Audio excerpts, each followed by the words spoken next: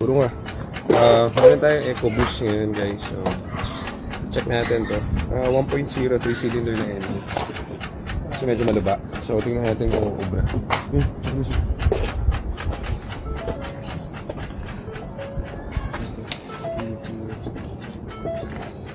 Ay, ito siya.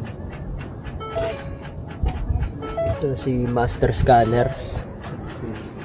Valid PCM. Tech Magician. Yun tinig mo dyan. Tutok mo dun. Actuator yun eh. Actuator motor.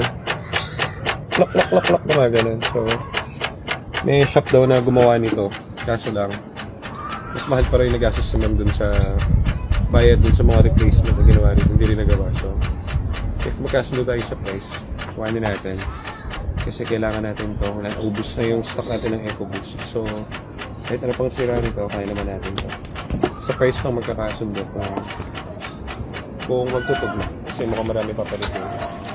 Kasi mas maganda kung hindi pa nagalaw ng iba yung binibili natin. Kasi mahirap i-diagnose kapag ginalaw na ng iba. Kasi hanapin mo yung yung ginawa nila. Diba? So, kung kunwari may pinuto silang wire dyan, mahirapan na ma-diagnose. Parang gano'n. Kaya mas maganda kung Ito yung throttle hindi na pakialaman. Kaso katulad na ito naman, sumuko na kasi mas mahal pa yung nagastos na kaysa dun sa pwede na siya makabili ng isang kotse dun sa ginastos.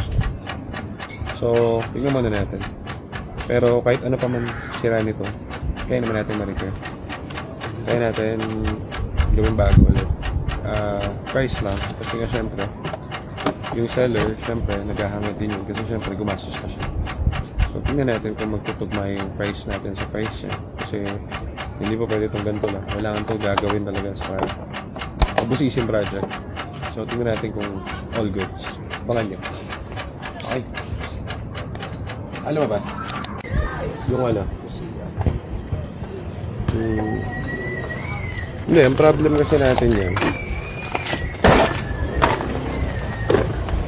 Hindi naman, Nico. Hindi naman bibigay ni ma'am ng presyong, Oo. So, meron tayong EcoBoost dito, sira. Hindi mahanda. Yung pakita ko ng resibo sa amin, reverse kasi Hindi bibigay. So, kahit na gawin natin ngayon yan, nonsense lang.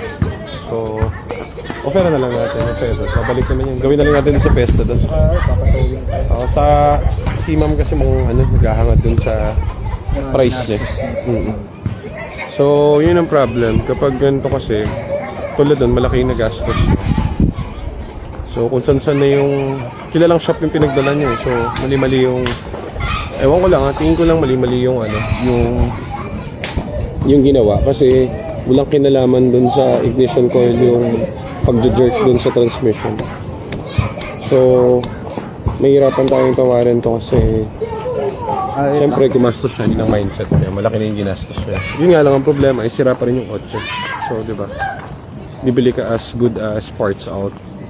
Parang gano'n. So, tingnan natin kung magkakasundo tayo dito.